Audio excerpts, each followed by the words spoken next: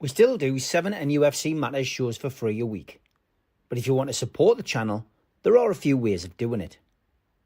Hit the like button on each live broadcast or video. This helps the channel grow. Hit the subscribe button and select the all notifications options. Hit the thanks button to buy a super sticker. You can do this on the live chat too.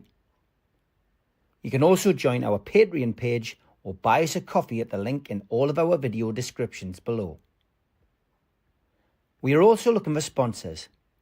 If you want our latest advertising rates and how you can get involved, then email John at nufcmatters1892@gmail.com. Thanks for watching.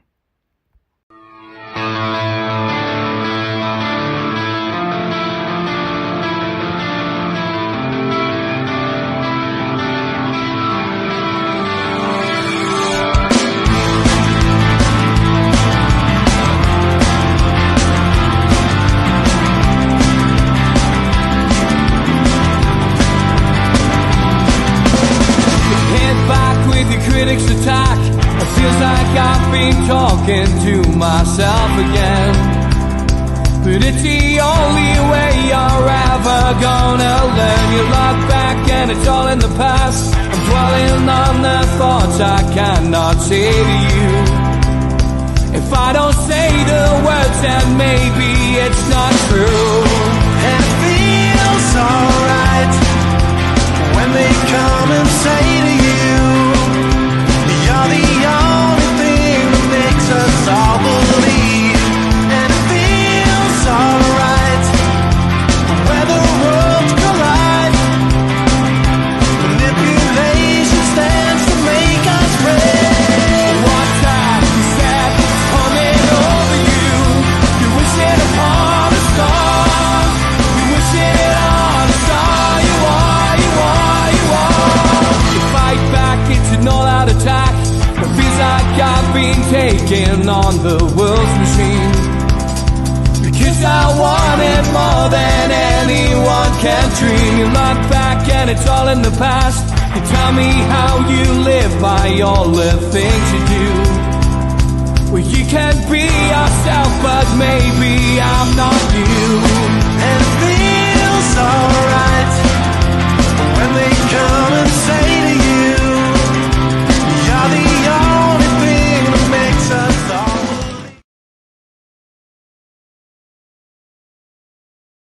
Good morning. Welcome to NUFC Matters with me, Steve Wraith. It is a live Q&A. I do these every now and then when I've got a bit of time. Apologies if I've caught you all unawares.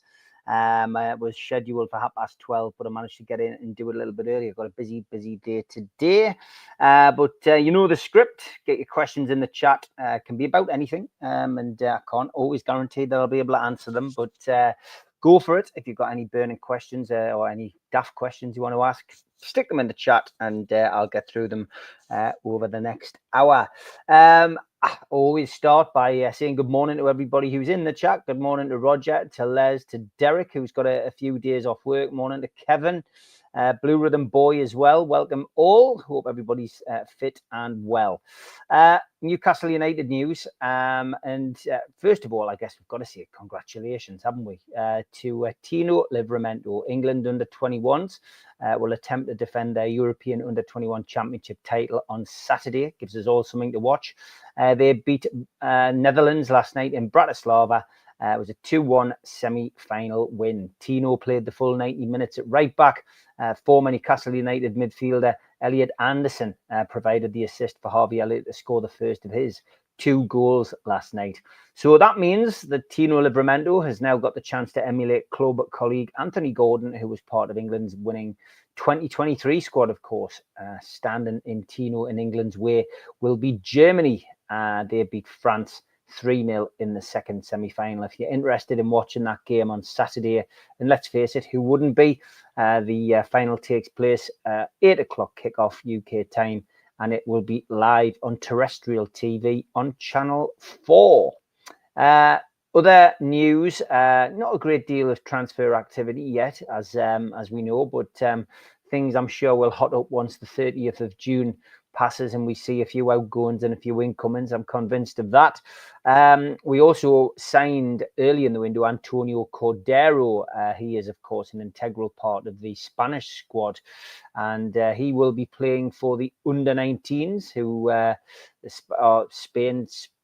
They are the champions. They're the current reigning under-19 champions, and they're going to try and defend their under-19 European Championship title this evening when they meet Netherlands in the final. It's a 7 o'clock kickoff in Bucharest, and there will be live coverage of that on the UEFA website. You have to register interest to be on that website and have to register to be on the website to watch it. But if you're interested in watching our new signing, then it'll be worth doing. 7 o'clock kickoff for that. He did miss a penalty, of course, in the semi-finals, but it didn't matter. They won at a canter in that game. Bit of domestic news for those of you who are season ticket holders.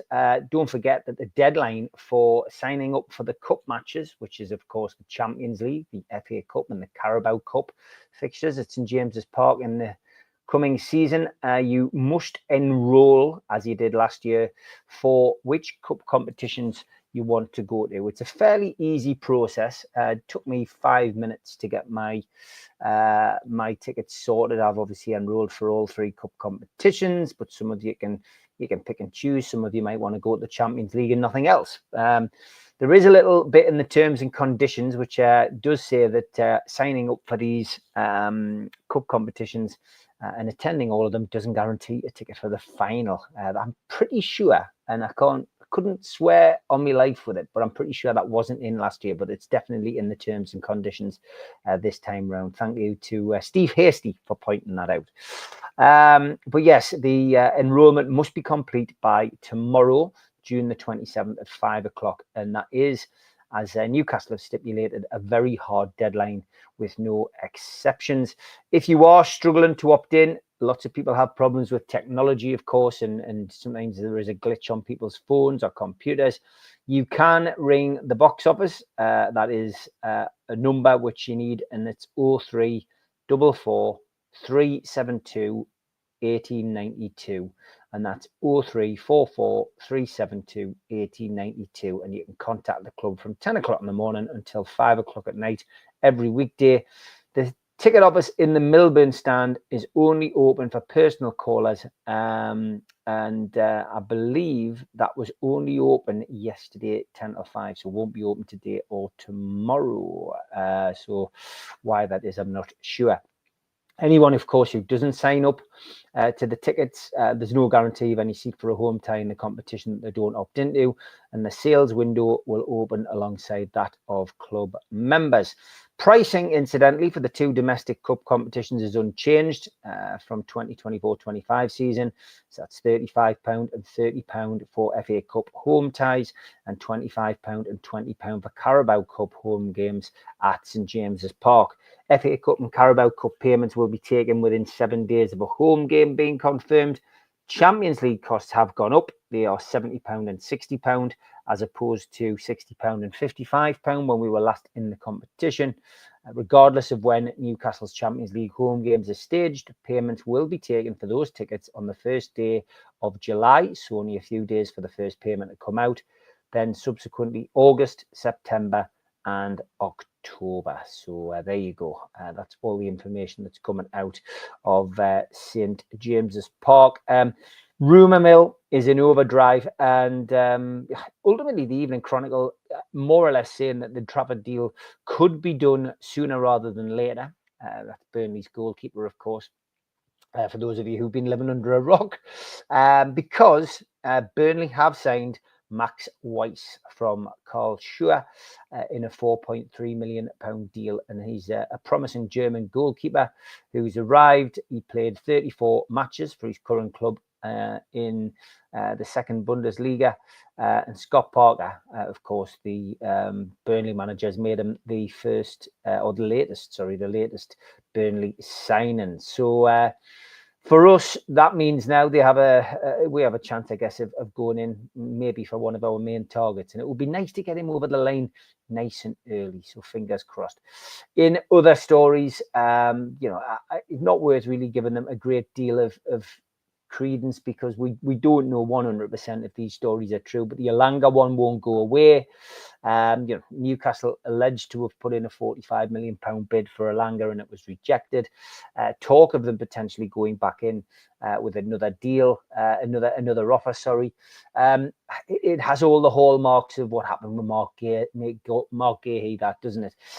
It makes me nervous when Newcastle's supposed transfer dealings get played out in the public, because you think, well, is this just going to be another summer of discontent? It makes you feel like that, doesn't it? Are we going to go back in, if Forest wants 60 million for Elanga and they don't want a player as part of the deal, and are Newcastle going to go back in with 45,500 pounds, 46,000, 45,500 thousand, you know what I'm saying? Are they going to go up in minuscule amounts? Because it's ludicrous. If a player is quoted as 60 million, it is very rare now that club turns around and goes, oh yeah, okay, well, you can have them for 5 million less. It's very rare that happens. I get it. That's why it needs to be, that's why clubs want to milk it, but I understand Newcastle don't want to pay over the odds, but it just has a feeling of going to get messed around again. I'm not sure on that.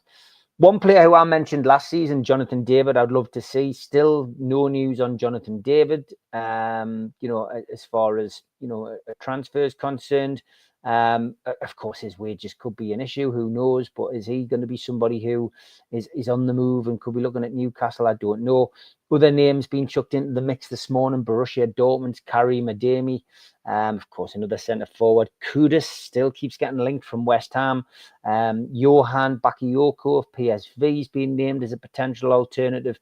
But all of these are simply rumours and stories that the press have put out there, and we don't really know. The one, of course, that won't go away, I can already see people asking about it in the chat, essentially is Alexander Isak. And I can understand why people are asking about it. Let's get to the chat now, because I've talked a little bit at the start there to give you an opportunity to get your stuff and get your questions in there. And Derek was the first one. He said, "Do you think we will bow down to the constant pressure and Isak will make a decision to leave this summer?" Derek, my opinion, I would say no. I think we have the ace up our sleeve this year, which is Champions League. And I don't think that Alexander Isak would leave Newcastle United at this moment in time. I think he'll want to give the Premier League another good crack. And I genuinely think that he'll want to give the Champions League a crack with Newcastle. He's enjoying himself on Tyneside. He's told everybody that he's enjoying himself on Tyneside. He has a 3-year deal still, to see out. We all know contracts aren't worth, the paper they're written on. However, I feel that the only way that Alexander Isak leaves the club is if Newcastle feel it's the right thing for the club and they want to sell him, and it can create a massive amount of money for them to spend, and they have another target lined up. But I genuinely do not think that Alexander Isak would want to leave Newcastle this summer. Why would he? He's just won a trophy for Newcastle United. He's had 2 great seasons. He's in a dressing room which is, is a good dressing room to be in. Why would he suddenly decide to go now? He's got time on his side with his age. We can understand that players won't be here forever. And I think if there was a Real Madrid or a Barcelona or whatever came in for him, I think Newcastle United and Isak would come to a point where they would say, yeah, but you're not going to get Alexander Isak for 100 or 120 million either. So, I think goals are a rare commodity. Goal scorers are even a rarer commodity, and we don't have to sell them. And I think, that in itself is, that is my answer. I genuinely can't. Job Adoni says he can't leave. But, let's see what happens. But yeah, Derek, the answer to your question is no. I do not think we will bow to the pressure. I don't know anything about this. What do I think of the begging letter from a social media KFC worker? Derek, you'll have to point me in the direction of that. I've not seen it. As I said, this has been a busy 6 or 7 weeks for me. So internet stuff, I haven't really been able to watch anything, see anything. I'm dependent very much on Steve Hasty and Stu Penman and Neil Mitchell to put stuff in our WhatsApp group, but nothing springs to mind about that. So maybe you can enlighten me on what that is. Ken says that Isak will get a release clause and double his money. The question is, if he can double money, he must be interested.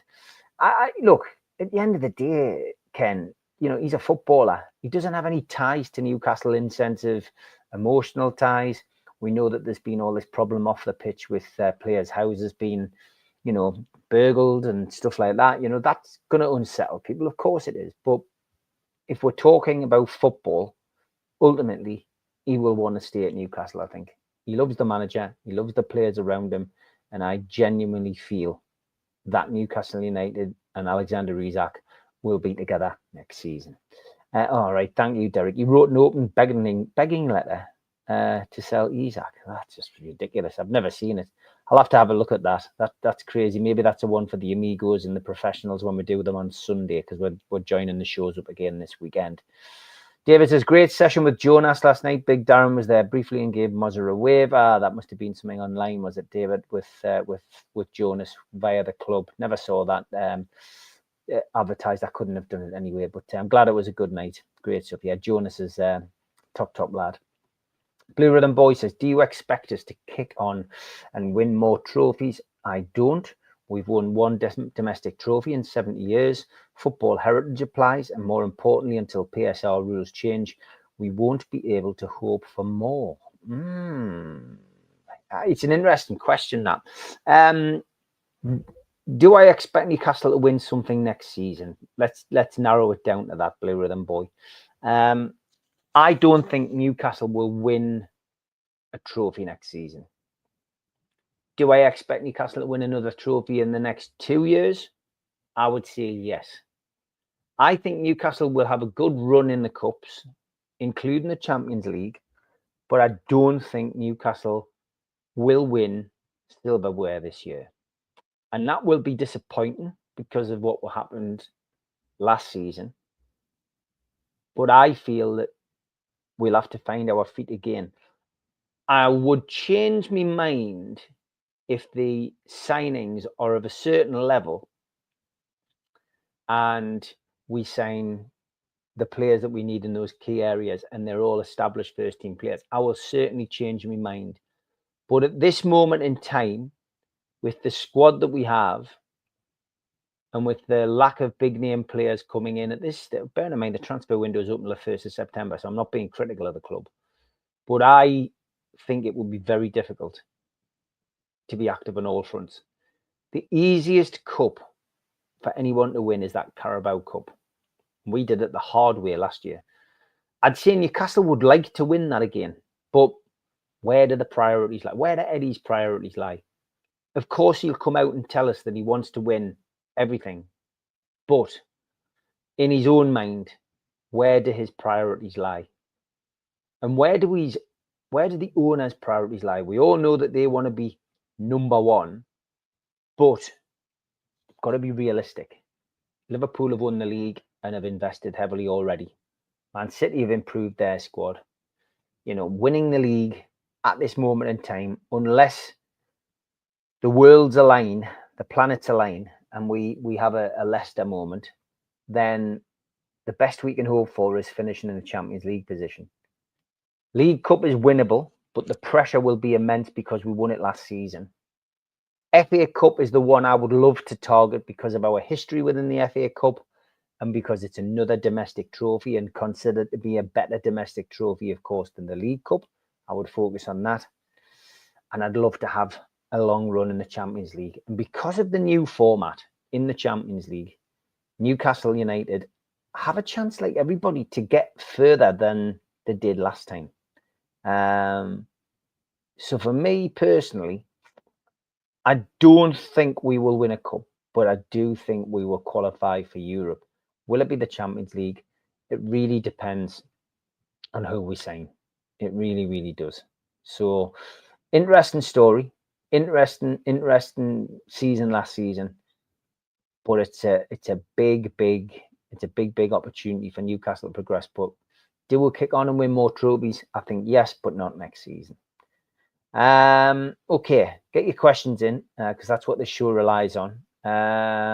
David says, if we show we've dealt with four fronts better than last time and qualify again for the Champions League, then we have progressed. I would agree. I would agree with you on that, mate, as well. Blue Rhythm Boy just follow up on his question as well. It says, doesn't help that it looks like we need funds for PSR purposes. If a good value replacement popped up, it could see Isak going. However, I feel he'll leave next summer. We can't compete until PSR changes.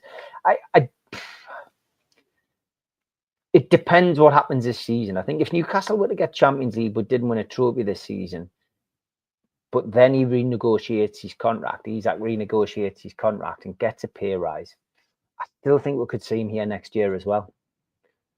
But a lot will also depend if they can bring somebody in of a similar ilk, a similar standing, somebody who can score 20 goals a season. And if they can do that, the loss of Isak in the future wouldn't be as sore. At the moment, if you lose Isak and you've got Asula and Callum Wilson as your two strikers, you're not going to score many goals next season. So that's the big worry.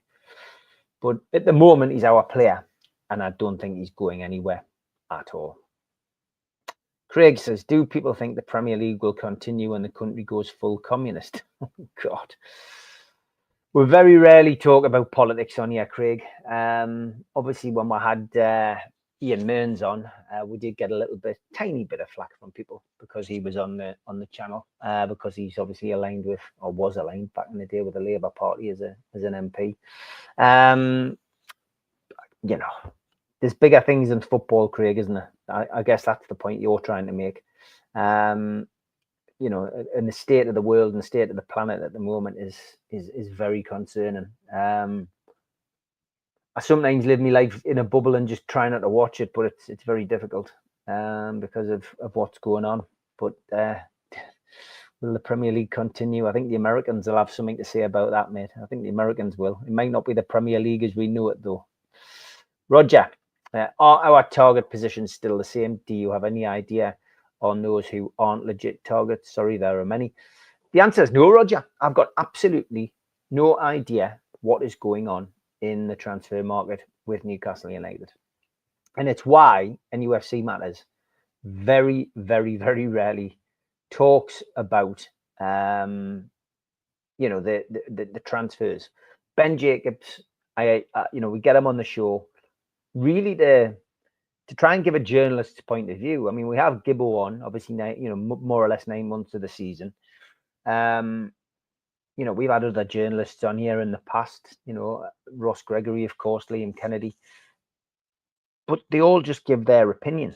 And I just think that Newcastle do things differently now.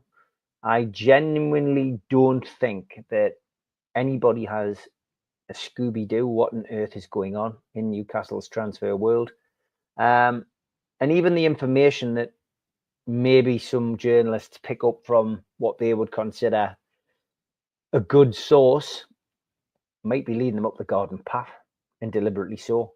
And I think we see this not just with news about players, but I also think we see it when there's a story maybe in the papers about the stadium. I mean, you just need to look at how quickly Luke Edwards shot down Craig Hope's story the other week about Darren Eales and, saying that he'd already left the club. And then, Craig Hope then had to dampen the story that he'd already put out. I mean, it's just a strange set of affairs, really. And Amanda and Meardan had their connections within the press who were getting stories. They're gone now. So the day-to-day stuff at the club are Darren Eales, Peter Silverstone, whoever feeding the press a line. Somebody will be at some point, either deliberately or inadvertently. But getting away from transfers, really, genuinely speaking, I don't think anyone's got a clue. I really don't think anybody's got a clue. And what we have to keep saying, I've just seen your message there, Roger. Thank you. What journalists have to do, I've made this point on here before, and I'm sure I'll mention it again, but Lee Ryder, for example. I mean, me and Lee go back years, but Lee has as part of his job remit, has to write 3 pages in the actual physical copy of the Newcastle Evening Chronicle every day about Newcastle United. Now, when there's nothing coming out from the club, what can you write in there other than your opinion or speculation that you may have picked up from somebody else? So it's a difficult job. And I know Lee, out of most journalists, gets a hell of a lot of stick online. You know, people call him slate and whatever you like. I think some of the journalists who don't get a lot of stick and don't get criticism, it's because they play the PR game. They're doing a podcast. They're quite big online. They're the ones who are getting onto Sky, and most of those guys are actually Newcastle fans. So I think they get away with it a little bit. But at the end of the day, they're no different. No journalist is any different. And that, you know, I know all the journalists locally. I get on with some of them don't particularly speak to me anymore for various reasons. But all in all, you know, for me, I just know what the situation's all about. And Derek, because it's about that, I'll come to your question and I'll come back to the ones that I've saved later. What do you think, Steve, on the Few in the Nose now becoming freelance journalists? It's getting stupid. I've noticed some of the podcasters now getting on some. I think even Chronicle have got a podcaster on now, haven't they? I don't know who he is. I recognise him. I think Steve Hasty had sent us a link about this and said, "Oh, isn't this guy a podcast?" Whatever, something along those lines. But I notice a lot of them now are getting on podcasts and getting on Sky, and a lot of people say to me, "Do you not fancy doing that?" I did this years ago, and it doesn't bring you anything but grief, because people think that you're trying to be a big shot, and you're gonna, you know, who are you to speak about Newcastle United for me? I went through all of that myself in the 90s and the early 90s, but again, they just add to the speculation and the rumor mill, and it doesn't really help. It's not healthy. And I think, although this was never ever set up, this channel was never ever set up to, you know, to be like a vehicle. Like, it was set up for mental health purposes during lockdown, and to keep me sane and keep everybody else in touch with Newcastle United and have a bit of banter. And it started up as one show, and now it's ended up as 7 a week. But it's actually become a sane place for people of a certain vintage. And I know we do have a few young viewers, not many, but, you know, I think even some of the younger viewers, they're almost being influenced by the mentality of you lot sitting in the chat every day. I don't think it's a bad thing. It means we get less views than other people, but that's great, because it means that the people who are watching this genuinely have an interest in Newcastle United, but also have a genuine interest in, you know, not spreading rumors and getting carried away and not having a knee-jerk reaction if we lose a game. So it has definitely been, you know, it's definitely been a hell of a ride, and it'll continue, you know, throughout the next few seasons, I'm sure. Rob, you are definitely a young viewer, mate, and a very respected one. Your design work's exceptional, mate. It's been great to have you on board and as part of the team. Okay, look, unbelievably, we're halfway through the show. I'll have a quick ad break. Don't forget as well, nufcmatterspodcast.co.uk. If you haven't managed to subscribe to next year's fanzine, please do. All proceeds are going to Age UK North Tyneside. There you go. It's £25 for 4 issues, and that does include your postage, so your postage is free. We've knocked a £2.50 off because of the faux pas with issue 3 this season, where you all got charged, I think, £1.50 extra postage. So we've knocked £2.50 off next year's prices, despite print costs, etc., and postage going up again. And then those of you who are waiting for your issue 4, I haven't got it back from the printers yet. I'm assured it will be this week, so you will get that early July as opposed to late July, which is great. Don't forget as well, if you're going to the end of season do tomorrow night with Steve Watson, Steve Howie, and John Beresford, Rob, who's in the chat, will be bringing along with him the League Cup replica.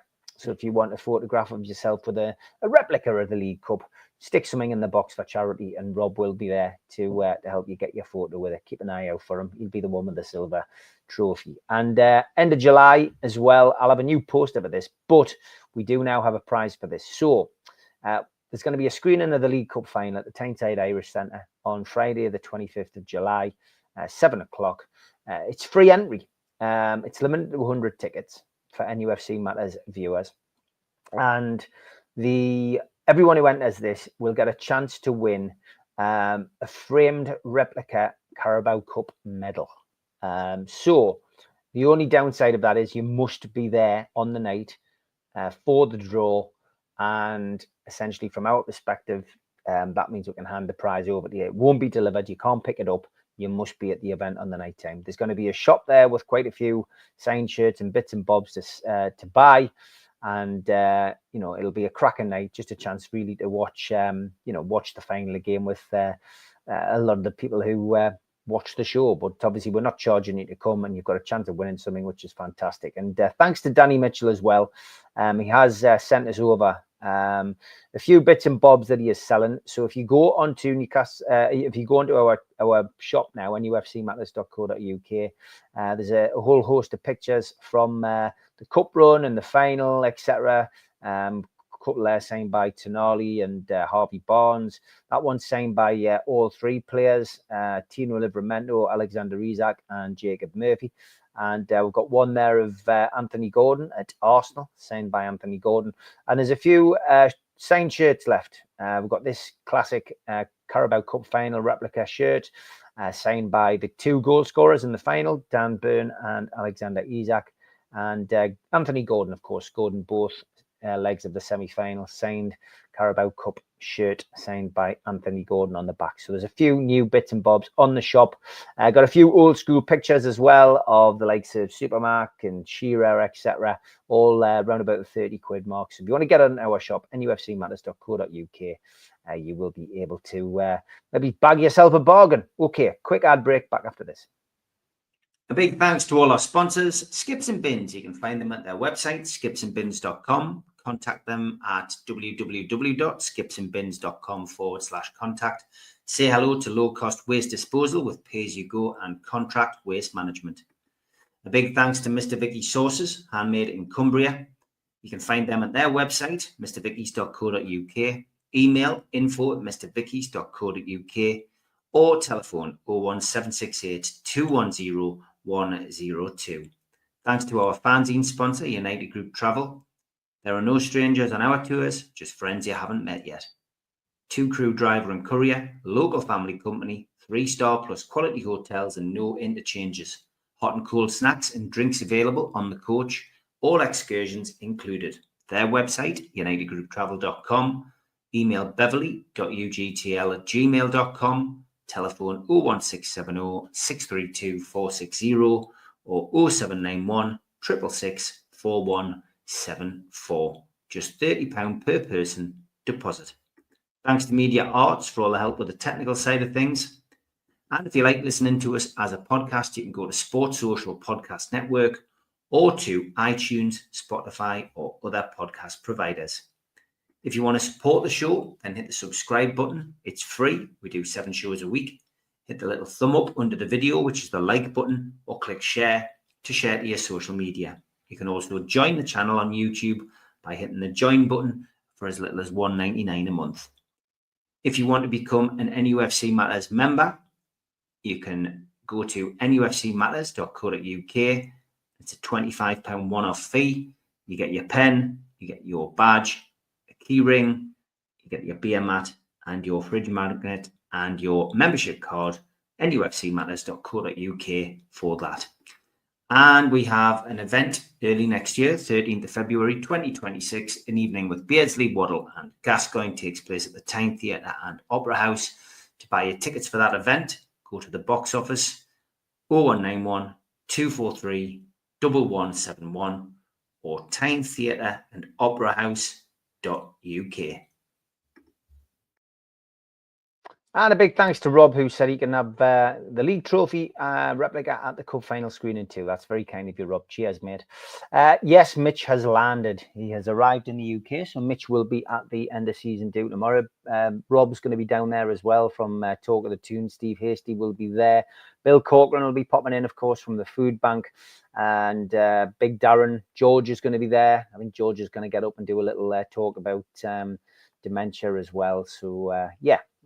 Look forward to what should be a good night. Craig says Alanga's an awful target. Those in charge should ask Eddie how he goes from a left footer who's elite at attacking the inside channel to a right footer who's poor at attacking the inside channel. All about opinions, Craig. Certainly don't think Newcastle will play the game with Forest. In my opinion, I don't think they value him at 60 million. I don't think anybody does. I'm not sure what planet Forest are on. And I thought we might have had a good relationship with them, bearing in mind we've done business with them before, with players and probably both helped each other out with PSR.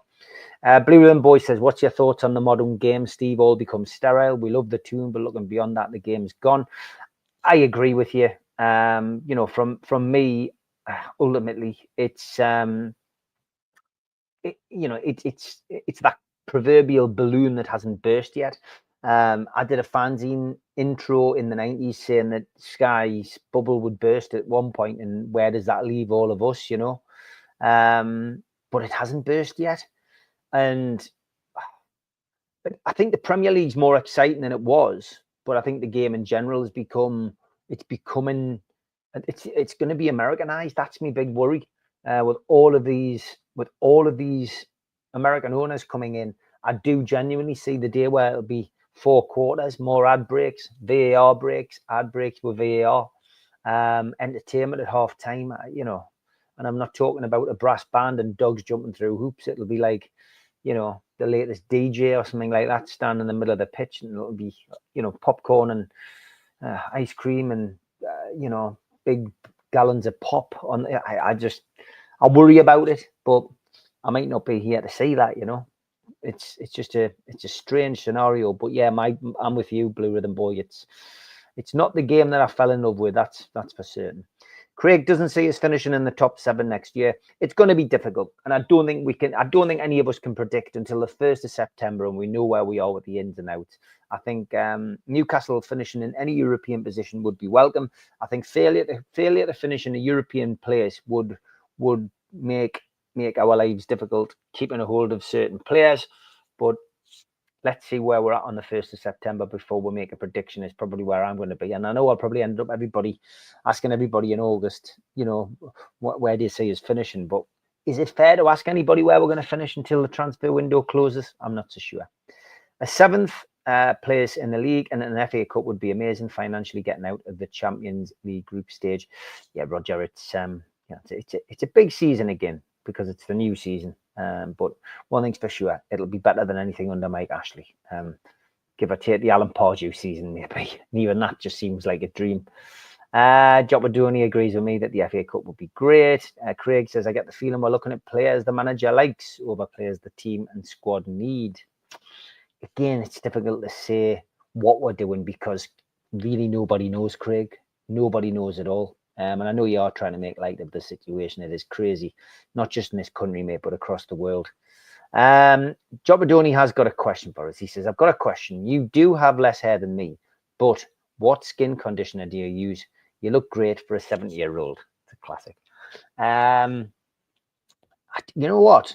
I've always used conditioner, but because I shave a lot, because obviously I wet shave my head. I've always used various things, usually Nivea products, Jopadoni, the best thing to do. But forget about products. The main thing is drinking water. And I drink 8 to 10 glasses of water a day, Jopadoni. Drink water. I don't drink much alcohol. Those 2 things. And when I'm out in the sun, I always have sunscreen on. Usually factor 30. Obviously we don't get a great deal of sun, but when we do, I tan properly. So I think those 3 things can help you have better skin, mate. It's as simple as that.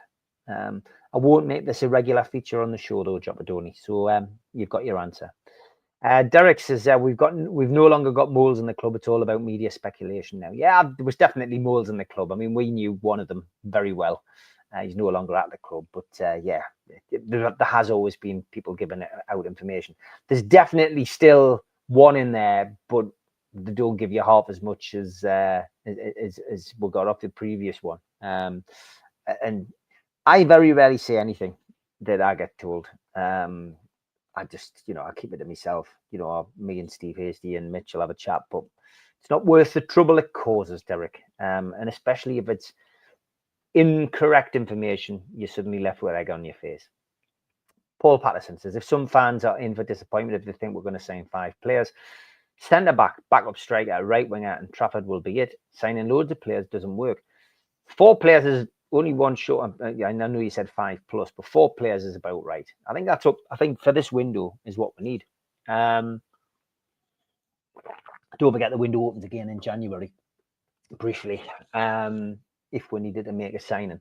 But Newcastle are still cracking on signing young'uns as well, which, are ones for the future or ones who can be sold on to make decent money. So, but I think 4 players will be what we'll bring in, Paul. That's a simple bit of guess. Good morning, Mr. Shun. Steve Mara, Johnny Come Lately fans and Fishbait journals have created silly narratives around the club. We're in a good place. Eddie's our king. Don't listen to the fanfare. Yeah, I don't, mate, but some people do. Do you think we're missing the energy of Amanda brought to transfer negotiation, says Les? I heard reports from Joan Garcia that Newcastle didn't sell themselves to him. I mean, again, is that speculation or did he come out and say that? I don't know, Les, but I just think Amanda gave us a really nice face for Newcastle United. I think she could sell Newcastle much in the way that I sold the club to her when I first met her back in 2017. She could do the same as a director of the club. I think as well, maybe from the outside looking in, maybe the disruption with directors coming and going isn't a positive for Newcastle. The fact that the CEO through ill health is having to step down. There is that kind of uncertainty in the boardroom. Do the players look at that? Does that affect them? I'm not sure, but yeah, I get your point. Sky's bubble won't burst until the economy crashes. They all make money from ads. Keep the faith, brother, says Gary. Yes, Kirk is signed for Liverpool, 40 million. Yeah, they've really strengthened, haven't they, this summer already? And for 40 million, yeah, interesting. Rob says, strange way to hand your NUFC Matters membership back, saying Steve is 70. Derek says, if Howe brings in players he likes against players we need, will it cost him his job? Only if they're not good enough. And again, it's a narrative which is, which nobody knows if it's true or not. Let's wait until the 1st of September to make a decision on whether Howe's bringing in people he likes rather than that. And surely it'll be perfect fits for the dressing room. That's what Howe will bring in. Howe, Tyndall, Jones, and all of that coaching staff. They know a lot of people. And Nixon's remit is to bring in the right people for that dressing room, and that's what he'll do. David says the squad is 4 players down on a year ago, so we need a number of certain quality to make the 25-man squad. Agreed. Not sure why you would think so. I don't know. I got one also over. Don't give me. I've got no idea what that is. Job Adoni. I must have jumped into something which I hadn't read the earlier comments. Lee says he watched Big Dan Burns' interview. It's brilliant. I liked hearing about the timeline, the story, the squad told each other. Would you and the Amigos ever do anything like that so we get to know you all more? Well, it's interesting because I've done a little bit of that on the shows that I've done over the last couple of weeks with Steve Hasty and Neil Mitchell. If you see the programs that I've done with them, I didn't deep dive, but I did ask them a few questions. So maybe we could do something a bit more. I didn't do one of them. I didn't do live. I can't remember. Was it Steve Hasty's? I didn't do live. So maybe just doing a live where you get a chance to ask them questions. Not necessarily about football.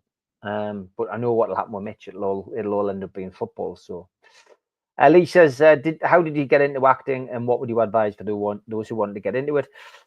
I was an actor from 7 years of age, and I did it until I was 18, and then I basically got out of it, and I went back into it as a 31-year-old and did a GCSE performing arts to see if I could get back on stage again. Then did a performing arts degree whilst working as an extra, a supporting artist for 6 years. And I did a lot of decent TV with that. And I turned professional when I was 41. So I've been a professional actor since I was 41. So that's 12 years now. But my CV is very good. Got 30 credits. Some people don't get 3. So already I've had a good career out of it. But you have to spin a lot of plates. You've always got to have a backup. You've always got to have something else you can do other than acting. But I started at school. I then went to the People's Theatre when I was 11. Came through the ranks with Neil Tennant from the Pet Shop Boys. I went to America as a 13-year-old and did Oedipus Rex. It was a 3-week tour with a lot of other youngsters with the Young People's Theatre in Jesmond. And then when I was 16, I went to the Soviet Union and I played the Artful Dodger. We did 2 weeks out in Russia. We did Moscow and Leningrad, as it was called back then. And all I wanted to be was an actor. That's all I wanted to do, Lee. But unfortunately, I did a pantomime for a local company when I was 17. I played the pantomime dame in numerous working men's clubs up and down the northeast. And I did 55 shows in 3 weeks, sometimes doing 3 shows a day. And I got ripped off.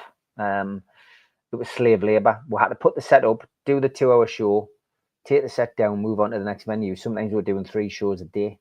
And as a 17-year-old, that was bloody hard work. And I just basically thought, if that's acting, you can stick it. Do I wish that I hadn't... Do I wish I hadn't walked away then? Not really, because I've enjoyed my life and I've enjoyed the experiences that I've had doing security for 18 years and meeting lots of different people and going to different areas and working. And but then obviously going into the event side of things and meeting all my heroes and promoting all my heroes, and then getting involved in boxing. I would never have done that if I'd been an actor.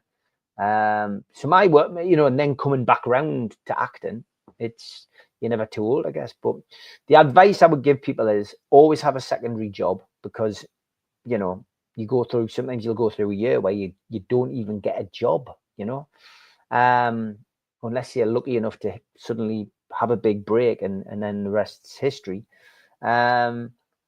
Always treat people up when you're going up the ladder. Always treat them, with a courtesy and respect that you'd want to be treated with, because on the way back down, those people are the same people who will be there for you when things aren't going your way.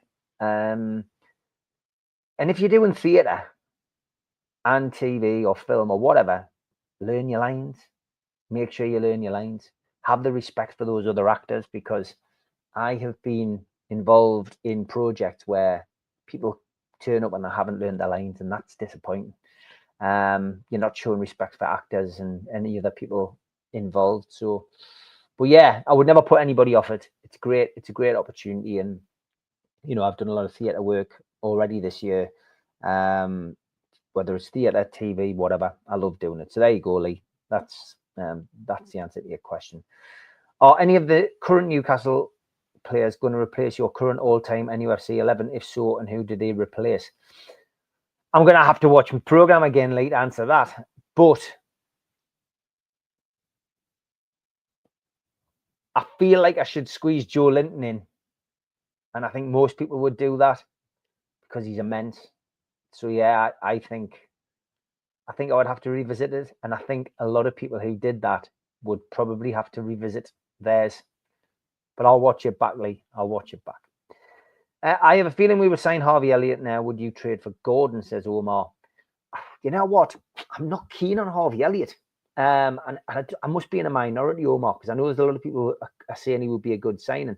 Although he fits Eddie Howe's remit for players. Would I trade him for Gordon? God. I wanted Gordon to come to Newcastle, and he's had ups and downs. But I think he's been unfairly criticised by a minority of our supporters because he didn't have a great end of the season. But it was so difficult after missing the Carabao Cup final through his own stupidity to get back into that squad because Harvey Barnes was doing so well. I wouldn't sell Gordon. I would keep Gordon. I think it's a backward step getting rid of Gordon. And I think bringing Elliott in, I've mentioned it before on the podcast. I think gone are the days of us taking players from other big team, like big clubs. If he's not good enough for Liverpool, Omar, he's not good enough for us, is what I would say. Derek says Amanda was always a short-term thing. We forget the illness she has. Yep, she's got Huntington's disease. It's a ticking time bomb. I've witnessed the illness she has, and it's an awful illness. Yeah, 100%, mate. No doubt about that. Who is the most famous contact in your phone? Wow, Jacob. Other than Steve Hasty and Mitch and George and Stu Penman, I guess if we're going to talk Newcastle, it's got to be Big Al. And that was really, I'm not betraying any confidences here. I looked after Alan's daughters when I was doing the doors in Newcastle.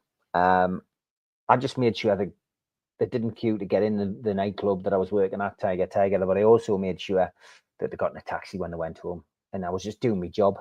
But then out of the blue, I got a phone call at 2 o'clock in the morning when I was still at work.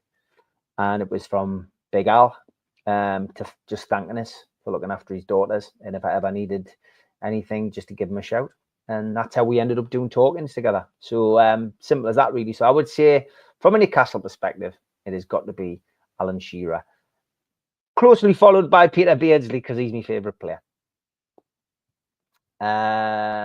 Craig says, oh, what on earth is this? I've had a few offers from friends to go on reality TV shows, but I'd rather not. Oh, Craig, don't go down that route, mate. Never ends well. Very rarely does it end well. I've had a few mates who've gone on to do quite a lot of things like that. The Alanga links made me think Gordon was leaving. Yeah, I can understand that. There were times last season when we were sussed out and stopped from playing. Do you think Eddie will mix it up this season? I think he mixed it up last season at the back end of the season. You know, he did change things. He had to because of the injury to Joe Linton, of course. But I think, especially watching the Dan Burn podcast, I think Eddie does mix it up, and I think the players mix it up as well. It maybe doesn't appear like it at the time, but I think in gameplay they do mix it up. But I get where you're coming from. Will he go for different formations? Would he go for 4-4-2, for example, with two centre forwards up front if we have, you know, the capabilities of doing that? I think he will. I think he moves with the times, Eddie. Definitely. Steve, is there any other sport that you're passionate about? I know you like your boxing. Anything else?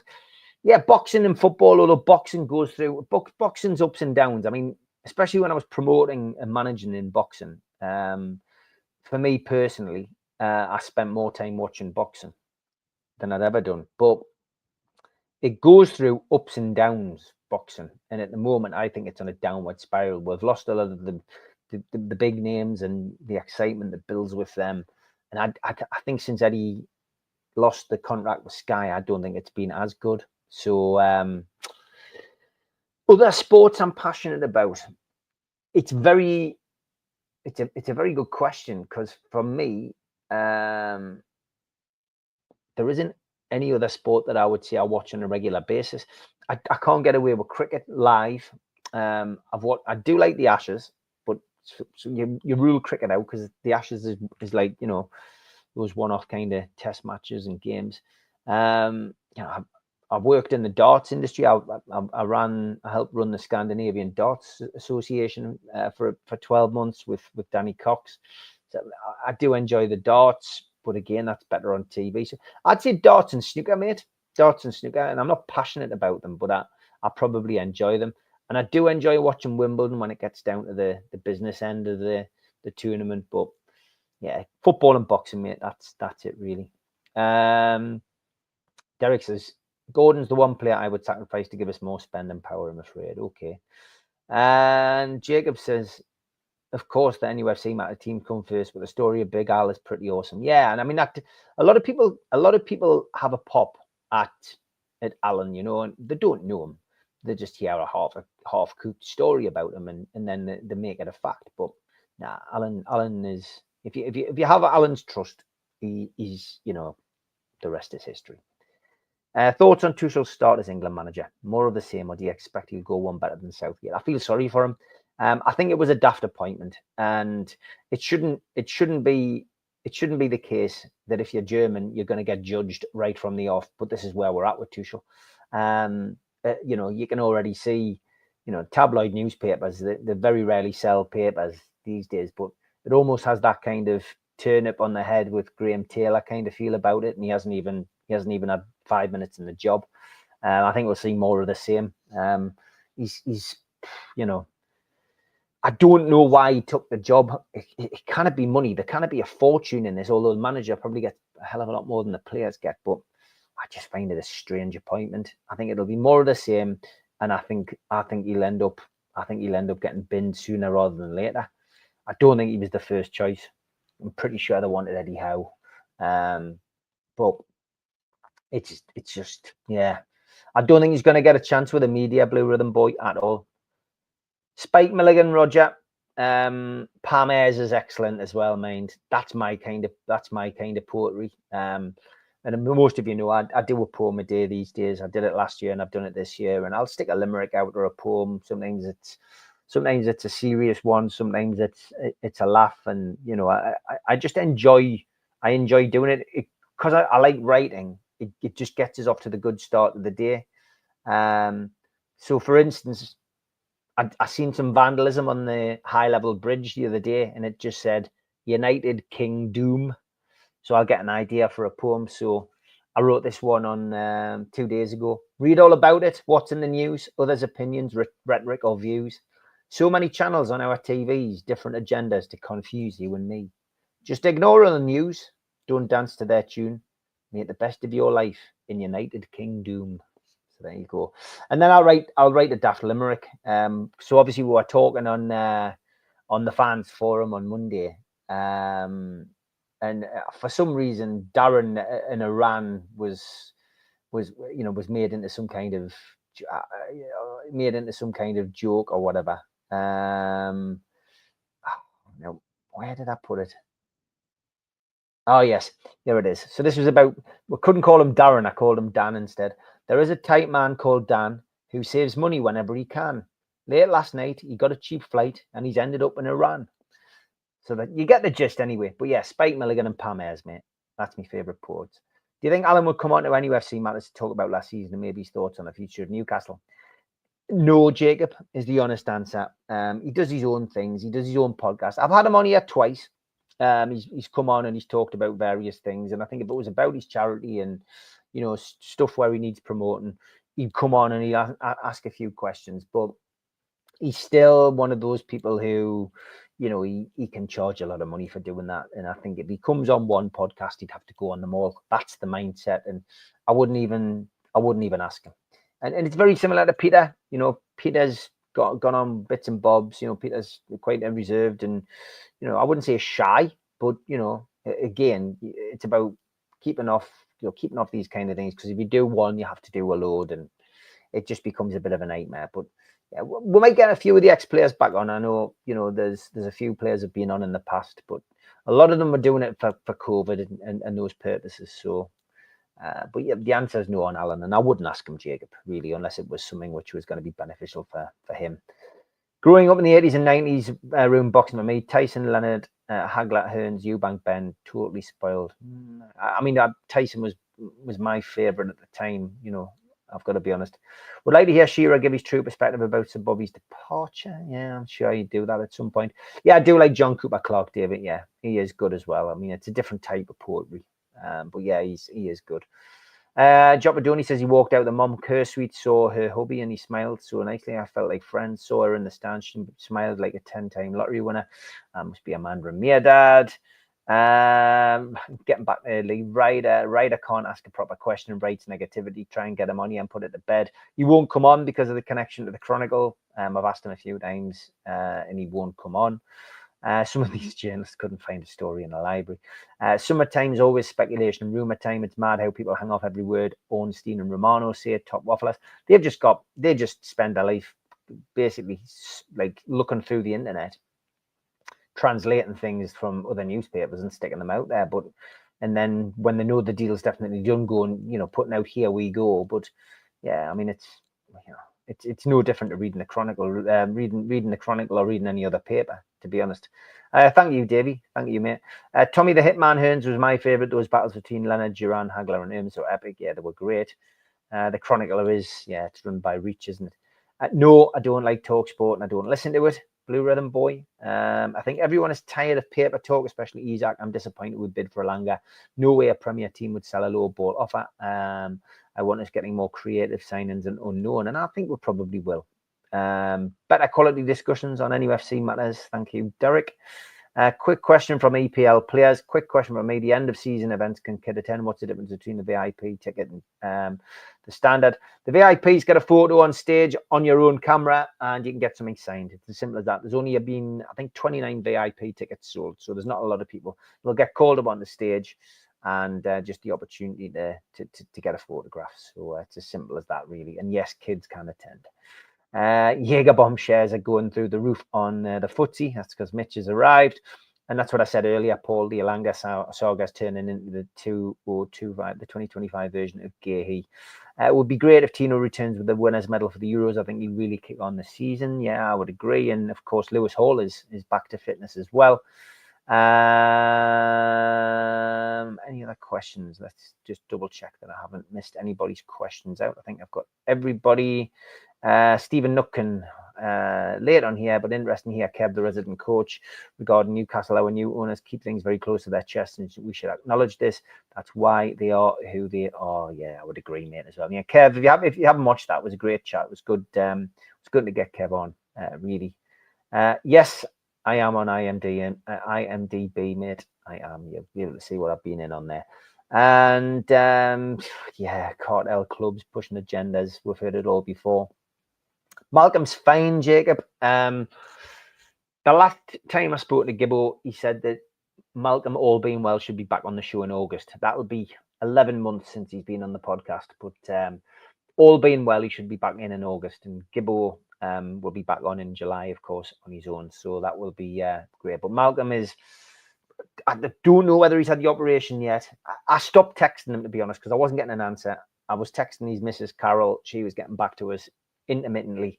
And you know when you just feel like you're hassling somebody when somebody's not well? So I just left it. And I just thought, let John do it. And I'll just, John's been a conduit, like backwards and forwards. And I've passed on everybody's best wishes. And Malcolm's reciprocated. And it's been great. So, yeah, fingers crossed he'll be back in August.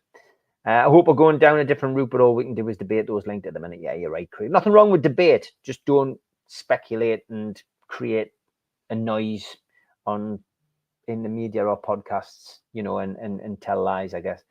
The Irish Centre will be out of here. Likes to by 8:30 Saturday evening. NUFC Matters paddle tournament for charity. The two Steves versus the professionals, Mitch and Stu, or darts. Oh God, paddle. I think that will be an absolute nightmare, Blue Rhythm Boy. But darts would be good. Maybe we could do something towards Christmas. Yeah, maybe do something like that. Great to see Supermac back. It will be. Les, up the ladder is so true. Okay, I've done an hour. Have a good day, everybody. Back tomorrow. Time to be confirmed, but Ask George. We'll do a live Ask George tomorrow. I think I've set it for 1 o'clock. Saturday, I think it'll just be a pre-recorded show. There's 2 or 3 still up there, so I'll be able to use one of them because I'm away on Saturday. Sunday will be the Amigos mash-up with the professionals, and that will be at 5 o'clock on Sunday. So thank you to everybody who's in the chat. Thank you for all your questions, and look forward to seeing you all live again tomorrow, probably around about the 1 o'clock mark. But keep an eye out, it might change to slightly earlier. Take care, everybody. Bye-bye.